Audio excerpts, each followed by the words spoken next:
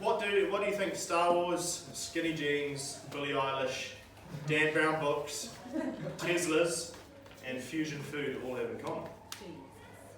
Jesus. People are obsessed with it, yeah, that's right. But ultimately, they all make up this large empire of culture. And so when it comes to culture in the Western world is, and throughout the rest of the world, is food, is dance, is architecture, is film, fashion, books, music, jewellery, painting, and so much more. Culture makes up, it's almost like the air we breathe. Culture is something that is unseen, this unknowing influence that shapes and moulds our very being. And in the very depths of culture, we live and breathe and have our being. So culture is all around us. Culture makes up who we are as a society, and like I said, it shapes and moulds us into the people that we've become. But a lot of the time we're very oblivious to culture. We don't realise what's happening. It's like the air that we breathe. We don't necessarily see it unless we look outside and we see, there we go, the wind is blowing, right? And we don't see it, we don't see its influence.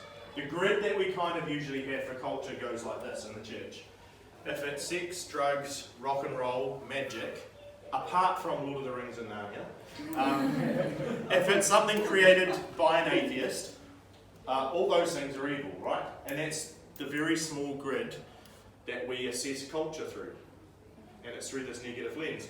I remember when I was growing up in the church, the two forbidden texts that loomed large in Christendom were Dan Brown and Harry Potter books. Like, don't go anywhere near them, they're of the devil, but everything else is your playground and you just have a bit of fun there, right? And I think we were known as a church for what we were against. I mean, one of the reasons why the Dan Brown books were so successful, one of the reasons, was because of how vehemently the church were against it. So Dan Brown is Da Vinci Code. Yeah, so the Catholic Church was huge. It came out, I mean, the Pope was talking about this book around that time, and it helped to, if the Pope says something's bad, everyone's like, oh, what's under that cover,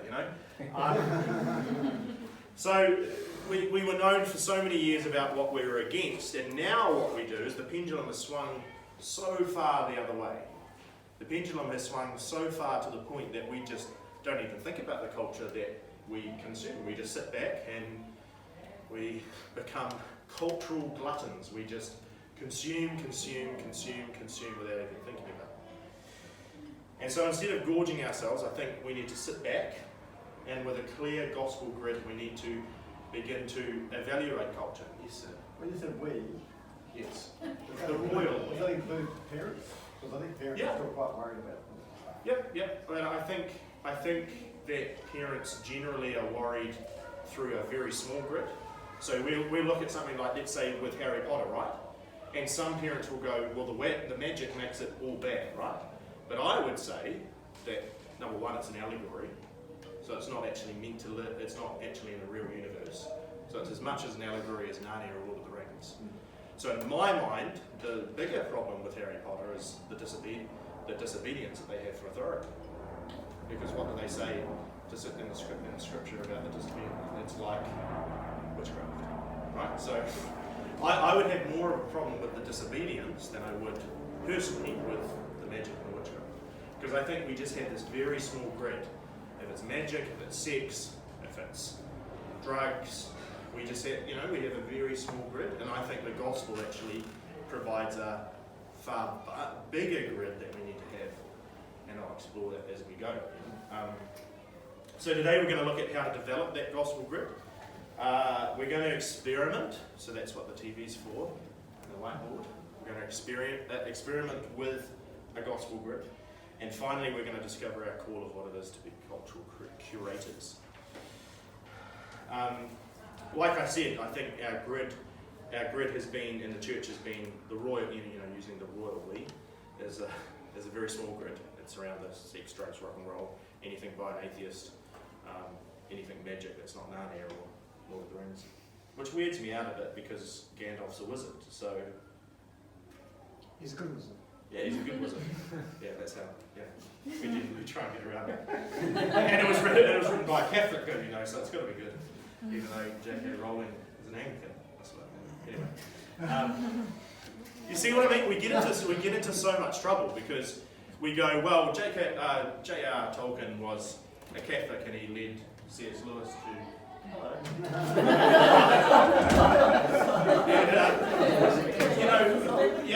And, Gandalf is good because he's a good wizard, and so Lord of the Rings is good, the magic is fine because he's a good wizard, and J.R. Tolkien was a Catholic and led C.S. Lewis to the Lord, and we're okay with that, but then we have problems with Harry Potter.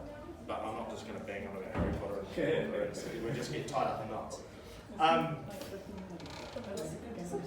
Yeah, I think it's a discussion we need to have. I think, and even with I remember the book The Dark Materials by Philip Pullman. He's an atheist, not Sir Don. And I remember being in a church service where an elder got up and said about how evil this book was. I was like, oh, interesting. So in my journey with culture, I was brought up in what Emily would like to call culture, and it was very close to it. We addressed everyone as sister and brother.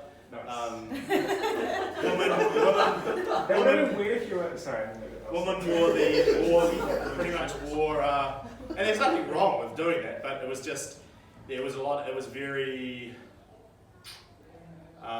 very strict.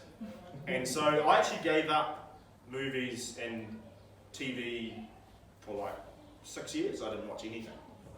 And we can tell. Yeah, exactly. Yeah. And I was very fervent in that because I believed that everything of culture was evil, because that's what we were taught, right? And it was only until I started reading scripture afresh and started talking to people about it that I realised that, hang on, I've swung way too far this way, and there's room in the middle, I think. And I think the way that we form that gospel grid is very much in community, because Scripture tells us, do not do anything that will make a brother or sister fall, right? And I think we need to be very wise, because a lot of the time we're very wise when it comes to something like, let's say, alcohol. So we don't promote it from the pulpit, or buy this to that, and talk about it positively. It's kind of, we don't really talk about it. And I think we need to be wise when it comes to culture, because some things are okay for some people and some things aren't.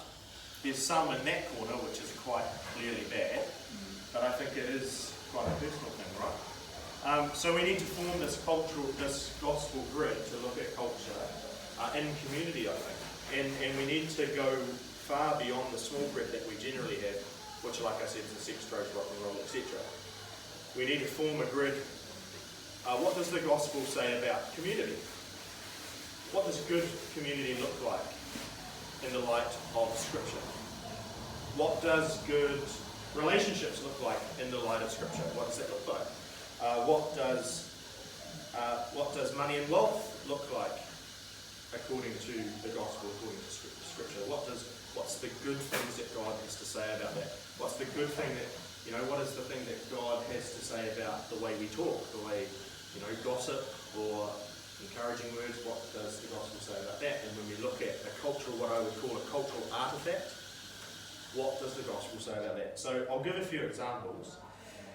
So in the Avengers, Iron Man seeks to dominate the whole group in the first Avengers film with little resistance from the rest of the team except from Captain America. So we're going back a wee while. He uses the fact that he's a billionaire as a reason for him to be able to dominate individuals, to be able to get his own way, because he's got a lot of money. Believing that using the Tesseract, sorry for those who don't know Avengers, but anyway, just bear with me, to build super robots to protect humanity, he believes it's a great idea, and using the force of his personality, he manipulates Bruce Banner, who's the Hulk, into allowing him to do it. So when we take our gospel grid and we apply it to this cultural artifact, or this cultural text, we could call it, we go, alright, there's some things that the gospel would celebrate about the Avengers, but this particular part the gospel would critique, because in Galatians 3 verse 28 it says there is neither Jew nor Gentile, slave nor free, male or female, for you're all one in Christ. So the gospel would say, well, that value that's coming out, because all of the cultural artifacts, the films, TV shows, music, dance, all have fashion, food, all have value within it. So the value that they're saying here in the Avengers, what do you think the value is that they're saying? Tony Stark, Iron Man, using his money and his position to manipulate people to his own point of view. What do you think the value that this cultural artifact is saying to us about our society? Money is power. Money is power, yep, that's good. Success. Success is power, yep. Oh, whatever. Success. Iron Man suit is Iron Man suit is power. Perceived success in our cultural, Yeah. in our worldly sense. What does it have to say about money and power? What can you do if you have money and power? Control. You can control, and you can do what? You can do anything you want to do. Being the Prime Minister of America. Yeah, you could be the President of the United States. Sorry. That's a topic we'll stay far away. But do you see what I mean? When we start to actually, because what we do is we'll sit there and we'll watch the movie and we're like, oh, that's cool. But there are themes that exist at particular times in culture, and one of the themes that keeps coming out now is if you have money, if you have power, you can do to human beings whatever you want to do. I know that probably none of you have watched or read 50 Shades of Grey, and we won't go into all the details of that, but at the heart of that story is that a man can do what he wants to a woman if he has money and power. And so this is a value that keeps coming up. It's all under the surface, right? Yes. And a man, the first part, not about the woman bit, but you know, back to Tony Stark, Yeah. is that because we let them culture submit to that, because we allow them to do that. They can do that. Why can they do that? If we as Christians, or we as No, society. no, just talking about society. You can do that because money, power, because society will allow you to. Submit to that. They've been trained to. Yeah. It's the Me Too movement is pushing back on. Yeah, exactly.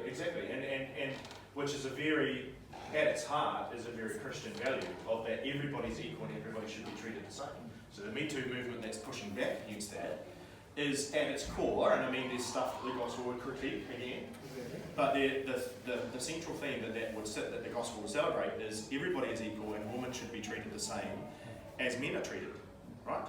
I know we have different roles and that. See, it becomes complicated, right? It's more complicated than very black and white, but these are things that the gospel, going back to the text, the cultural text, these are things that the gospel would critique and say, actually Tony Stark, actually Man from 50 Shades of Grey, actually whoever it is with money and power, Jesus says that everybody is equal in the eyes of God and should be treated with the utmost of respect. And moving on to a 2010 film called Inception. Yeah, great movie. Are you going to quickly synopsize it? Yeah, a little bit. So Don Cobb, it's a sci-fi, so just bear with me. Don Cobb is an expert in the art of extraction, which is basically, he can steal ideas, this is going to sound really weird out of context, he can steal ideas from the very depths of people's dreams. Right, it's really weird, but anyway, I told you it was sci-fi. So a value that runs through this film is that of taking a leap of faith. You have to take a leap of faith. So where different characters have to choose to take a leap of faith or not, Cobb has to make the ultimate leap of faith to finally make it home after many years of exile. So while there are values within this cultural text or this cultural artifact that the gospel would critique, the one that it would celebrate is taking a leap of faith. Because even though we have all the evidence in the world about Jesus' death, his burial, his resurrection, and his power, ultimately we have to take a leap of faith. And like Dom, we have to take the ultimate leap of faith, which will lead us home. Right? So see how that Tolkien has this brilliant essay on fairy stories. It's called On Fairy Stories. And he says that the stories that really touch us actually reflect the gospel story. And I mean that value that comes forward, he has to take a leap of faith to make it home, is straight gospel. We have to take a leap of faith, the ultimate leap of faith, to trust in Jesus, and he will take us home to be with God. So that's a value that a gospel grid would celebrate. Does anyone remember the poster of Obama? It was a stylized portrait of Obama with hope underneath. Do you remember that from the election? So it's basically a drawing of Obama's face, and hope is written underneath. Now, there's certain things the gospel would celebrate, but one thing it would critique is saying, you can't put your hope in a politician or in any other human being apart from Jesus. So we're not going everything here is evil or everything here is good. We're saying everything here is complicated because it's created by complicated, marred human beings. That's what we're doing, so that we understand the values that are coming and shaping us, like the air that we breathe, how culture is shaping us. And I think, politics aside, one of the greatest disillusionments that's going to come upon New Zealand is we thought Jacinda was different. We thought she cared for people, right? Because she came across as this really compassionate person, and in the last week, it's appearing that she's just another politician. Because what we tend to do is we tend to put hope in people, right? We put hope in relationships. Like, this is what's going to make me whole. Love relationships. Just hope in change. Yeah, and we think that that if we have a change in government or a change of, and I seriously pray for both Jacinda and Simon. It gets icky, doesn't it, when we go into culture. But I think ultimately the gospel would critique this idea that if you put hope in human beings, you will be fine, because human beings are fallible. The one person that we can put hope in is Christ. So does that kind of make sense as we're going? Hopefully. But that was interesting, because those, when I've never really thought that and this is how Antichrist, right?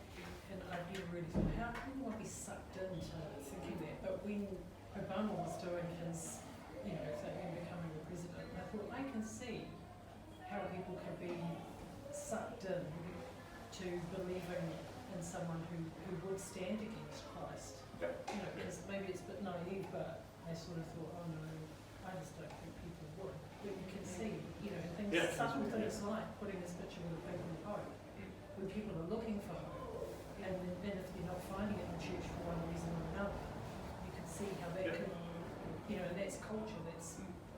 And it's a natural part of the human psyche, right? To want to hope. Like, we want to have hope that change will bring goodness into the world. But we live in a world that is there is both good in the world and there is both bad. It's not black or white, it's kind of grey.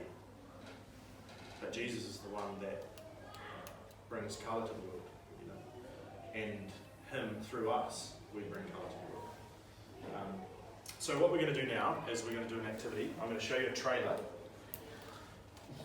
for a film. Is it a good film? I think it was quite good. I quite enjoyed it. So it's already been out? Yeah, it's already been out.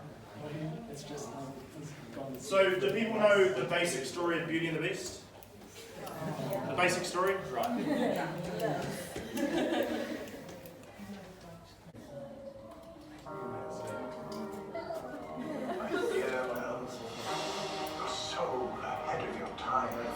So what we're looking for is what the gospel will celebrate and what it would critique. Nobody deserves it. And it's small-minded as well. But small also means safe.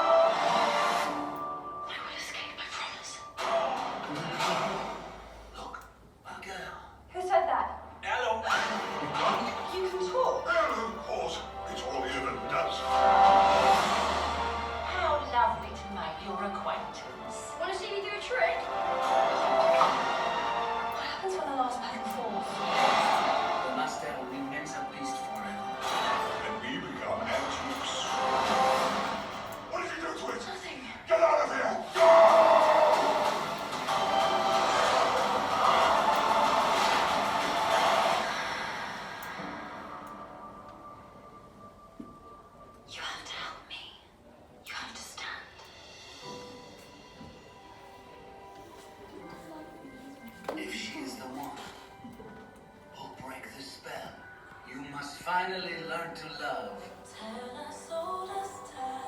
Have you really read every one of these books? Some of them are in Greek. True as it can be.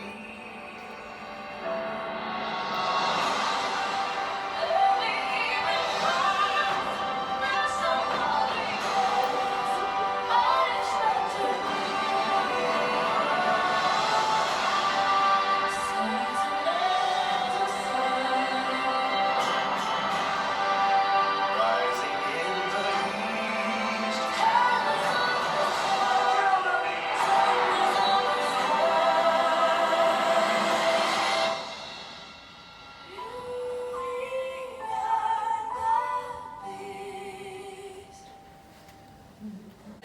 So yeah, 5 minutes to discuss what do you think, knowing the story of Beauty and the Beast, what are some things, so we're wanting to think, I know that there was a controversy because with this particular film, we don't want to talk about that because that's very on the surface, was to do with some gay stuff. Anyway, we don't want to talk about that because that's not what we're doing, that's a small grid. What we're looking to do is expand a massive grid. Alright, gospel grid on this story. So we want to look at values and themes that come forth in this story of Beauty and the Beast.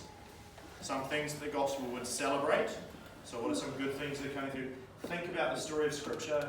Think about the structure of the story, what happens in the story, what are some things that the gospel would celebrate, what some things that they would critique, and what is a way that you can use this story to share the gospel.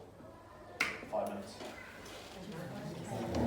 It's not long, but... Does anyone see that?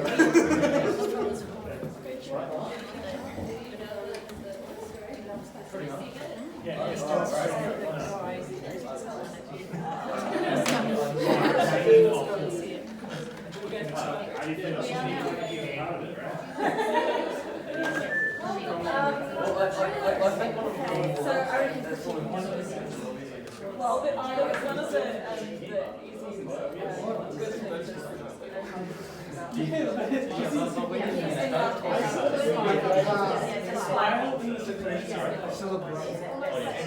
It's the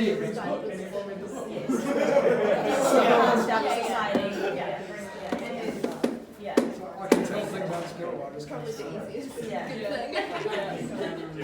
like that too. So much of things about the story of Beauty and the Beast. Fishing and spiritual. You know, protecting his father, his mother sort of cast out from his son.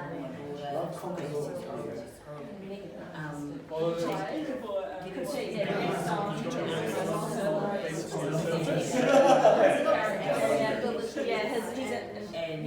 his strength and titles so that makes me It's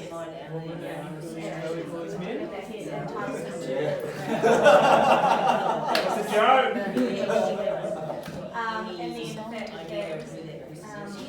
and then the fact that otherwise Francis Brown is love, so like romantic love is a bad thing. But if you were to translate that to God, but on that level, makes sense? Yeah. Or breaking spell. I remember. Other fairy tales. Well, no, because like the story goes in the country for that, so that's a dehumanizing thing with life. Something that I think would be critiqued is like, just what you think is and get forgiveness is about the gospel. But the dude like literally kidnapped his ass, kicked it out of the house to just and like, I'll be even the same joke, but like, it's probably not the kind of person you should fall in love with like immediately after. And she's being the one versus the whole. And she's like,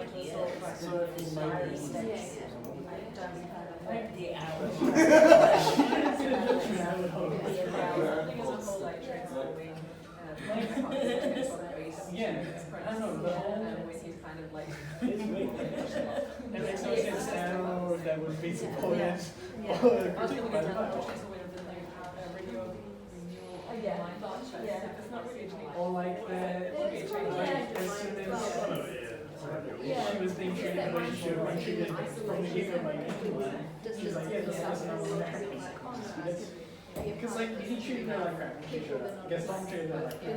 That whole village treated her like crap. You can probably go as far as being She gets kicked out of the castle, and then he's like, "Hey, you can read a book." And he's like, "Okay." chance at life. That's it. We're actually So I think that would be good. than our current state. But trust that gives you renewal. Like that's not the Bible. Like, everyone's treated as an equal, and that's not a reason for you to be Yeah, Florida rituals, which is like. Lots of guests on. Alright, 1 minute. I mean, I'm referring to the original cartoon. Same. Yeah, the original cartoon is pretty much the same thing, shot for shot.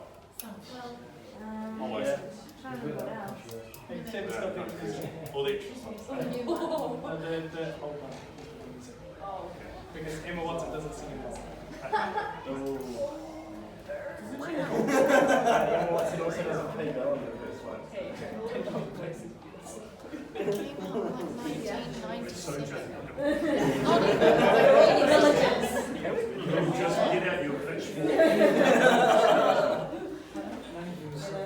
Alright, let's kill the beast and get some feedback. Alright, some critique. Got some way that the gospel would critique Beauty and the Beast. Just shout it out and I'll check it up. The portrayal of male and female relationships. And can you develop the thought? And any of the male and female relationships. So can you just like give an example? Okay, so like Gaston assuming that because he's the most attractive man, he should be entitled to like the most attractive woman in his eyes. Yeah, that's good. Yep. And I'll just put attractive man. Thinks he can do what he wants. Thinks he can get what he wants, eh? Yeah. Yeah. I agree. What does everyone else think? Do you think that's something the gospel would critique? Yes. Yeah. Cool. Anything else? His selfish ambition, like he's going to let, can't remember what his dad's name is, and get involved. Maurice. Yep. Yeah, he was going to leave Maurice in the woods to get beat. Who? The beast. Oh, Gaston. Yeah.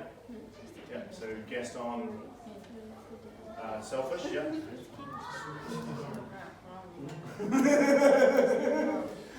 Yep. I think the gospel would critique that. I think that's a good critique.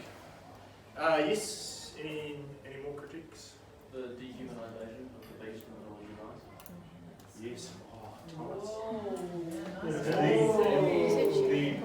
As he refers to it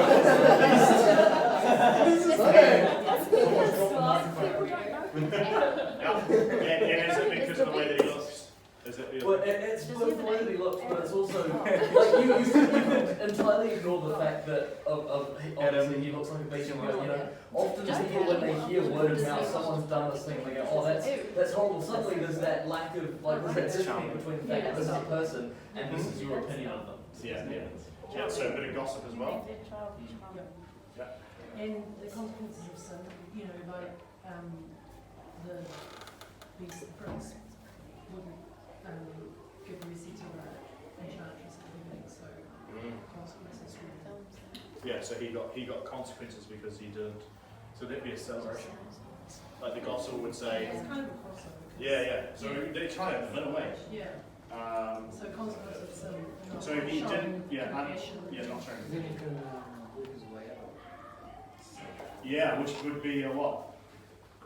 Yeah, because you can't work out of your sin, right? Oh man, this is so good. You're a good class.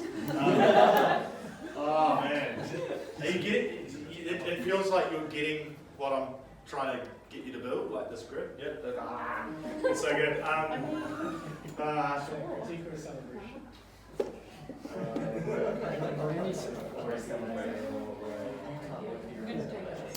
That makes sense. Alright, my bell, yes. Kind of along the lines of what a couple people just said before. but we were talking a lot about the villagers ostracizing people in their society. So Maurice being a weirdo inventor, and then Beast for being a creepy, like weird-looking person in the village, and ostracizing them. And then Belle being into books, which is so really weird. And they got painted for like inventing a washing machine. Yeah, intelligence. This is one She's a good person. Yeah, like, A black and white world view of people's work, like you got beauty and you got peace. Yeah, and it's based on appearance, right? Well, it's it's terrible. Like, I always Yeah.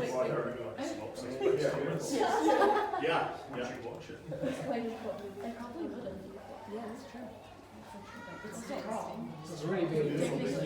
Yeah, really bad movie. Well, I'm not sure whether it's fits the answers, but where it says you can't work your way out of sin, but he was given an opportunity to change, and we have to change and cooperate with God. Yeah, totally. So if God doesn't just go, poof, you're different now, you've still got to change your habits, your ways. Yeah, so that could come into a celebration. Like you can't. You can't. Yeah, you have to co-labor with Christ. Take off the old man. The old beast. All right, we'll get on to celebrating. What would, like putting a big gospel grid onto Beauty and the Beast, what would be some values that this cultural artifact, this cultural text, the gospel would celebrate? Stu had a good one. Stu, go. Selfless love. Stuart? I'm going to go with the being born again, second chance on life. Renewing of the mind. Renewing of the That was beast. Stu's words. Yeah. Well done, Stu. A++++. Yeah.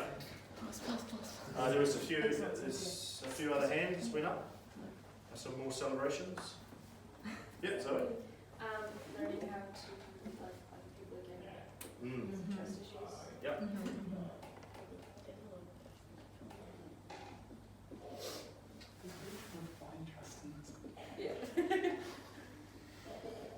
Makes me want to watch Beauty and the Beast again. Not just tolerance, but acceptance of someone's differences. Yeah. Accepting difference, yeah. The new one. Yeah. It's not that new anymore, is it? Yeah, 2017 companies on the It's actually much newer than the other one. No way. So new would be still accrued. You can just say live action. Live action. And finally, how would you use this to share the gospel? Just show it. For my children, no need for the Bible today. We've got Beauty and the Beast. But what are some values that you could use? That let's say this we were living in 2017. We'd just seen Beauty and the Beast. People at our work or our school had seen Beauty and the Beast, and you could use the value, one of the good values, or one of the values the gospel would critique, to share an element of the new kingdom, an element of Jesus to people. Because I think I'm going to show you how the Apostle Paul did that in Scripture soon. So how do you think you could share the gospel? You could compare Bill taking Fran's place in jail, and Jesus taking it. Yeah, really good. Yeah. Anyone else? Yes, Thomas? The Beast in all of his self-pity and seeming despair couldn't he couldn't get himself out of that situation by himself. He had to have a catalyst from the outside to start that process. Beast needed someone outside. He couldn't bring about his own salvation. Yeah, outside for salvation. We need someone outside of ourselves to save us. Going along the same kind of thing, it's like love was what broke the spell, and it's like Jesus' love was the broke sin, blew away. Yeah. Yeah. And what we need is we need true love to break the spell.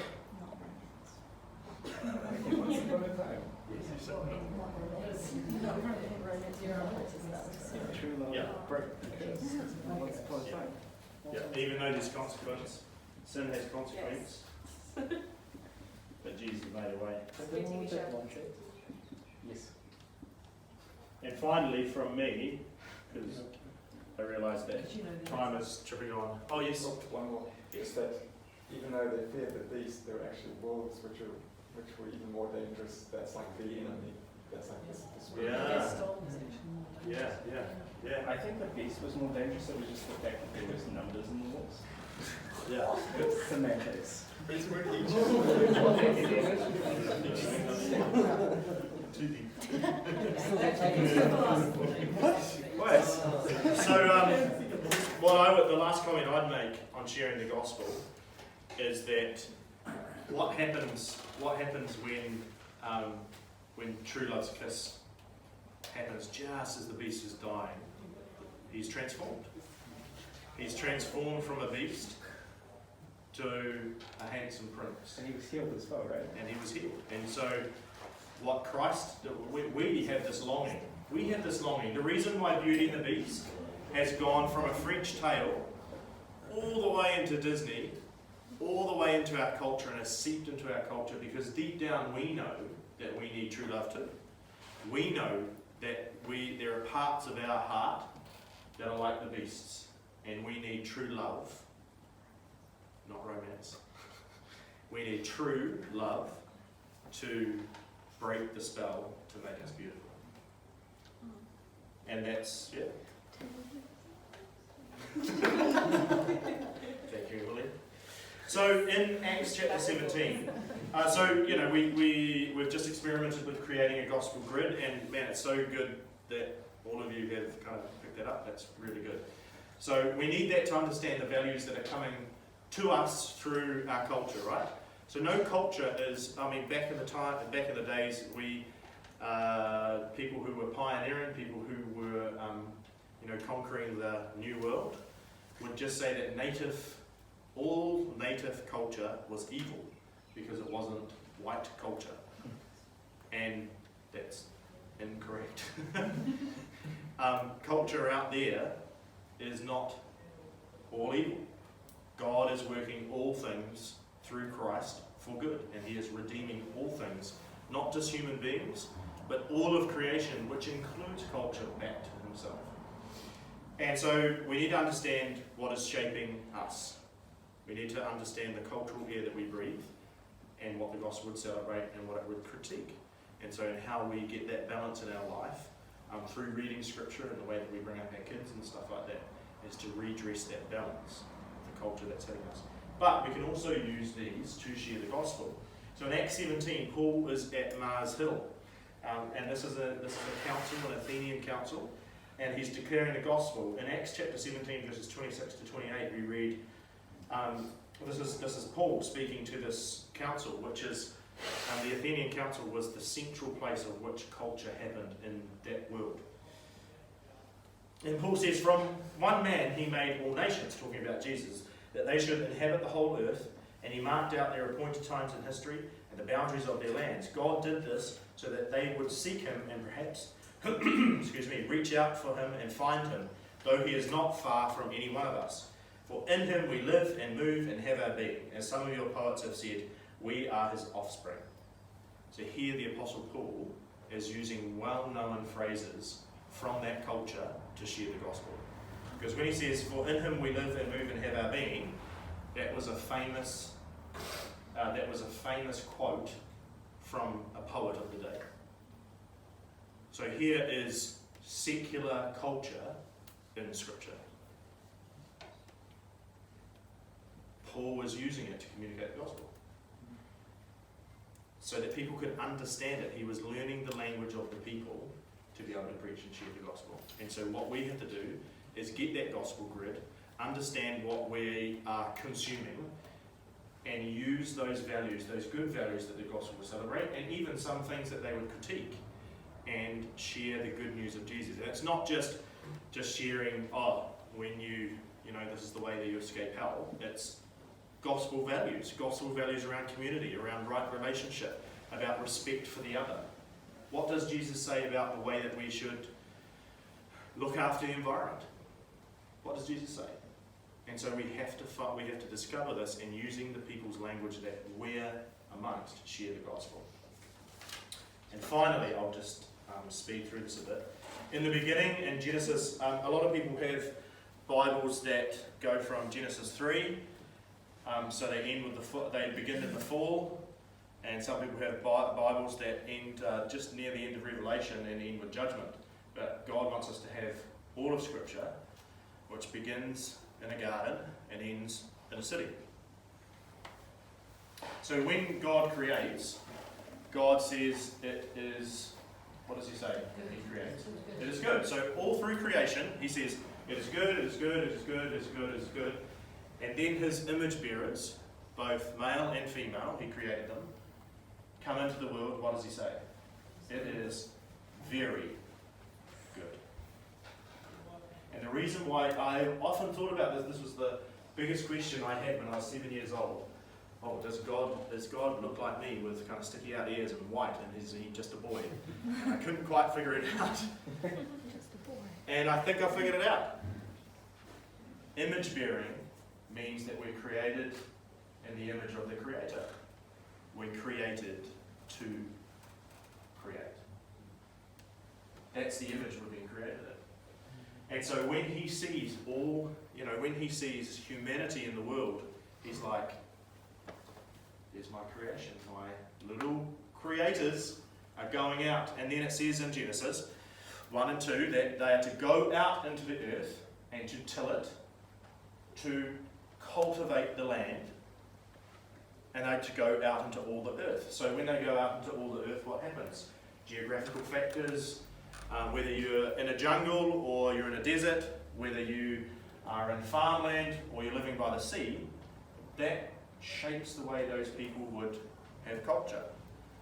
And that was God's good intention from the very beginning, that humanity would look completely different to one another. Because culture is the very good, without sin, is the very good thing of God. It was intentional all along. So that's how we begin in Genesis and then we end in Revelation. And at the very end, we're not headed for some ethereal, spiritual realm. Our destiny is a very material one. I've often thought that when people told me about heaven, I thought that we'd just sing praises forever to God. And I was like, I'm going to confess, I was like, sounds kind of boring. Like, I like singing, but for eternity? That sounds really weird. Sounds like I'd get bored. And then people would be like, oh, but you'd just be overwhelmed in the presence of Jesus. And I'm like, yep, cool, that sounds great. Maybe I'm just a sinner, but you know. But then when I really delved deep into Scripture, when I read these things about culture, I was like, man, heaven just sounds so much more awesome when you actually take into consideration all the things that are going to be there. So Revelation 21 verse 10 tells us of this new Jerusalem with golden, transparent streets and these walls and gates adorned with precious stones that are cut and polished. And the name of the 12 tribes of Israel are on its gates, and the names of the 12 apostles are on the walls of the city. So this tremendous artist, this master craftsman, has been at work, just as he was at the very beginning of the universe, in the dirt and the dust, moulding and creating. He is creating again with the New Jerusalem. And then in Revelation 21 verses 25 to 26 it says, on no day will its gates, speaking of the New Jerusalem, ever be shut, for there will be no night there. The glory and honour of the nations will be brought into it. So what is this glory and honour of the nations that they're talking about? What is it? It's the cultural artefacts that have been created throughout time that are being brought into the new city. If you think about this new city of Jerusalem, there's cut, polished diamonds, right? Or cut, polished gems adorn this new city. What is a diamond? It was good, created, mineral, right? And it becomes cut and polished. Somebody had to do that. It becomes very good in the hands of an image bearer. So they're redeemed, of course, brought into the New Jerusalem to be with their Creator. Now, Andy Crouch, he's one of the guys that I in the recommended reading, and he wrote a book called Culture Making, and I'll read you this quote to finish. So it's a fascinating exercise to ask about any cultural artifact. Can we imagine this making it into the New Jerusalem? What cultural goods represent the glory and honour of the many cultural traditions we are in now? We already have biblical assurance in Isaiah 60 that the ships of Tarshish will be there, completely redeemed, of course. Perhaps they will share a harbour with an American's Cup yacht and a lovingly carved birch bark canoe. My own personal list, says Andy Crouch, of the glory of the honour of the nations would surely include Bach's B minor Mass, Miles Davis's Kind of Blue, Arvo Part's Spiegel im Spiegel, green tea, creme brulee, fish tacos, Moby Dick and the Odyssey, the iPod and the Mini Cooper. And I think Andy's missed a few out. My own personal list of the honour of the nations, the glory and honour of the nations would be The Lord of the Rings by J.R. Tolkien, and Aston Martin DB5, Nessun Dorma, Rugby, the 1812 Overture by Tchaikovsky, The Storm of the Sea of Galilee by Rembrandt, an amazing, amazing painting, Roast Beef with Gravy, Roast Potatoes, Carrots and Peas, How Long Will I Love You by Ellie Goulding, and Star Wars perhaps will be there. So as you go from this place, as we run out into culture, what I would ask you would be that you go into culture with this gospel grid, with developing this gospel grid, so that you can see what the gospel would critique and what it would celebrate, so you know what's forming you as a person. But even more importantly, I think than that, to be able to learn the language of the people that you're around.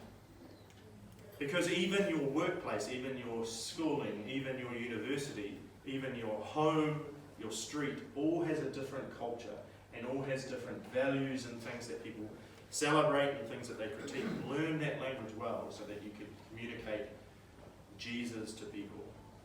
But also realize in your work, in your play, in your studying, in your waking and sleeping, you are cultural curators. You are creators of culture. If you think about bread, something so basic, something that's good, water, right? Something that's good, a bit of salt. Something that's good, a bit of yeast. Something that's good, wheat. And then we put it all together and mix it up and chuck it in an oven, and it becomes bread. Very, very good. Apart from those who are gluten intolerant. But do you see what I mean? Culture is not something that we're to run away from or to run to. Culture is something we live in. And we have to develop this grid to live in this world. And we also have to remember that our call is to make it very, very good. So my prayer today is that you will go out into culture and make it very, very good. And questions afterwards, of course. So I think we should all change our culture in this room as evidence of Miles' course, and we should go out into the rest of the conference addressing people as loyalists. As brother and sister, yes. Possibly speaking Elizabethan. Yes. Praying Elizabethan. Yes. That's more spiritual. Yep. If No, that's you've been to an Anglican church, you know that it's more spiritual. They'll just speak wisely. So. A brother. Or something else that you think of. Yeah. There's evidence that, we've been changed. Yeah, changed. Absolutely, I love it. Does anyone have any questions or queries or thoughts or rebukes? Lots of people. Yes. Non-Christian, but I'm not going to say values of cultural values. Culture values, Christian, Bible. Gospel. Culture values. Yep. Gospel, yeah. Church, culture values. And how we're sort of stuck in the middle of that. Yeah, because I think like if there's a lot of churches who believe that if you have right doctrine, you are good, right? Like you need to have a right doctrine. So evangelicals are really big on right doctrine. So we're part of that tradition. Like we're a little bit foot in both camps, Pentecostal, evangelical. If you have right doctrine, then you're all good. But the gospel would critique that and say, no, you're not. You're not all good if you just have right doctrine. It's got to go in here. It's got to be transformative. If you've just got right doctrine and you're walking around with, people fighting over, like back in the day, to believe in full immersion baptism, which I think is scriptural, apart from some circumstances. When you're hanging on a cross, like that was quite hard for the thief to be fully immersed, baptized. But people died for that. We were killing each other over right doctrine. I'm like, I think Jesus would be very unhappy with that. But yeah, I think, and also I think we have a thing of, not here obviously, but we have a belief that to be a Christian means you have to be a bit lively and shout a lot. You know, Pentecostals traditionally would have that. The louder and happier you are, and you know, suffering is. Don't talk about that because you know, everyone's healed in Jesus' name. I'm being very facetious and very ironic today of my comments. Yeah. But you know what I mean? I think there is so much that it would critique, but so much that it would celebrate. Yes, joy of the Lord is great, but it's very different to happiness. I think happiness is the roaring fire, and joy are the embers left over from that fire that keep you warm during the night. Because happiness is kind of this, you know, like, whereas joy is something, there is a grit to joy, I think. You know, there is a steadiness to joy. Yeah. But I think we generally fall into one or two camps. I think we fall into a critique camp. Generally, human beings do. You know, they're always, everything's wrong with the world, people are possessed. People are possessed and there are things wrong with the world. But, you know, like we live there, or we live in, everything's great, this way, this hard, they have all the culture. But we've got to live in the middle, we've got to be a bit smarter, I think. So. We, with like the exercise and stuff, you got us to focus on like the bigger picture and like more about what the story was saying in terms of its themes rather than what's on the surface. I just want to make sure I'm taking away the right stuff, but like to me it's still pretty important that we assess what's on the surface as well. Like if the content material's completely disagreeing with the gospel, it's not really worth the effort to analyze it deeply. Totally, and that's a really good point. Like I think some things are so blatantly wrong that you shouldn't be engaging with them, right? So, like, for example, one thing you brought up earlier was His Dark Materials series by Philip Pullman. And Philip Pullman has like actively said on record that he wrote that series to be against God. So it's like, so I in that situation? I personally with Pullman, I'd be very careful. With Pullman. But I mean, I've engaged with Dawkins stuff. I think it is important. Like, I'm not saying I'm a mature Christian because you know, like I think some things are more dangerous and more deceptive for people that are easily moved. But I think we need to I always thought it's dangerous just to label something evil without having someone engage with it and tell us why. Do you see what I mean? Like I think a lot of the time we were told, like when I was young, was just don't engage with that. It's evil. Why is it evil? Because it is. And so people are like, well, I'll do it. Like I had a lot of friends who were told alcohol's evil, right? Don't go anywhere near it. The Bible, you know. When it said Jesus turned water into wine, it was actually grape juice. And I was always the one that got in trouble at school because it was a Christian school. And I was like, and it's just, and I clearly remember going, well, that's rubbish. Prove to me why it was grape juice. And he couldn't, because he just wanted to keep. Anyway, we won't get into that.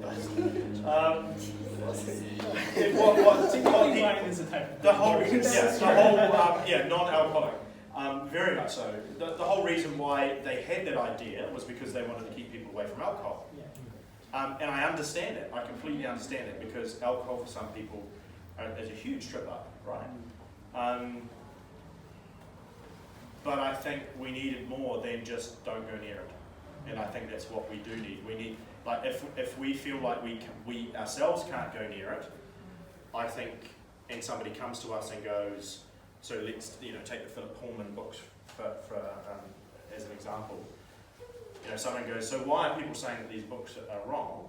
if you don't know the answer, take them to someone who does. Well, the reason is because he said he wanted to, you know, have a go at God. He wanted to be the anti-C.S. Lewis, pretty much. Yeah, like, you know, and he's positioned his life like that. I mean, he's Knox with Dom, he's Sir Philip Pullman now. So, and I mean, that rears its head again because it's going to be a TV series soon. So, what do we do with that?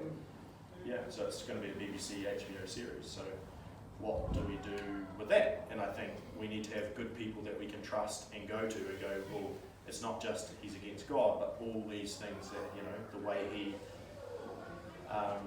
turns the church into something pretty terrible. I mean, yeah. So I think, yeah, don't play with fire because you'll get burnt, but find someone who's got fireproof hands and they can play with it for you. Yeah. It comes down to your personal relationship too, and listening in obedience to God. So if you pray about it and the Lord says, yeah, I think you can handle that, you know, let me walk you through it. I always remember there was a television program, and clearly as I was saying, the Lord said, don't watch it. You'll hate it. It's not, you know, it was just a murder mystery thing. Yeah. And so I was too tired to bother listening. Had to get pretty offended. So, so the next time the Lord said, don't watch that. It's not for you. Yeah. First time. So it's that listening and obedience to, you know, and trusting your relationship with God. And if, you know, like our kids went out on guiding things, and we had a night where they were going to watch Harry Potter, and my kids made their own choice, said they didn't want to watch it. I said, okay, that's fine. You know, it's their choice. I got a call from one of them saying, Mum, they're going to have movies and they're going to watch Harry Potter. And I said, well, honey, it's just a movie, so you can pray about it beforehand. Yeah. You know, see how you go. And as it turns out, they got there first and got to choose the movie, and everybody watched Shrek. Yes. But you know, amazing. So that was their core of their relationship with that. So trusting your relationship with God, and if God is telling you it's not good for you, don't do it. Yeah. And that's very much outside of really black and white. You know, like that. This is quite obviously evil, right? Because you can go the other way and go, well, I'm just critiquing culture. I'm just having a look at this that I shouldn't be looking at. You know, this is not what I'm saying. It's not permission giving of going to, heaven forbid, K Road.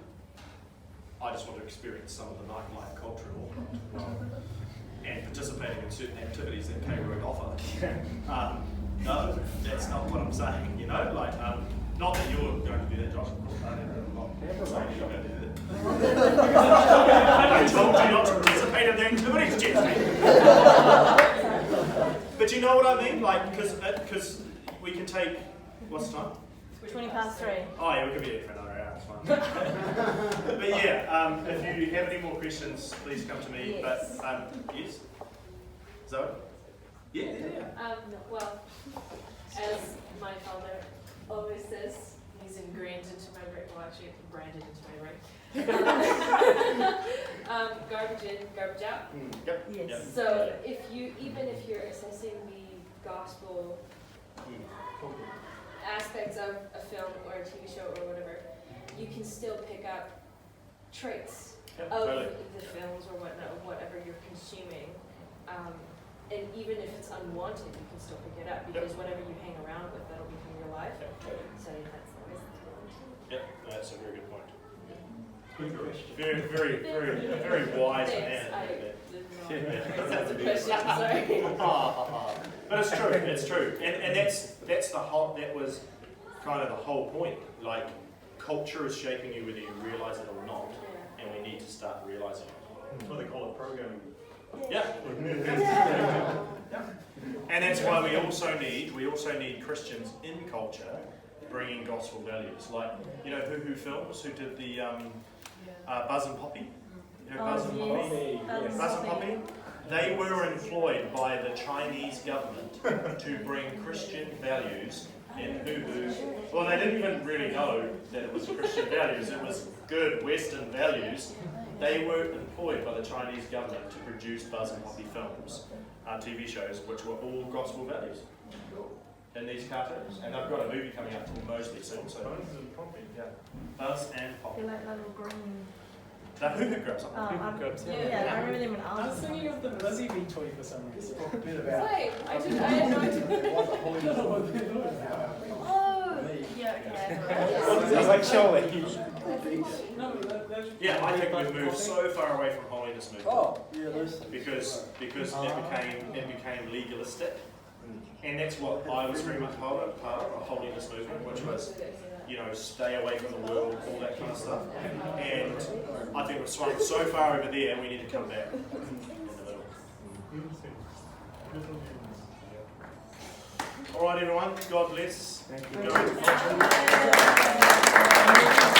you.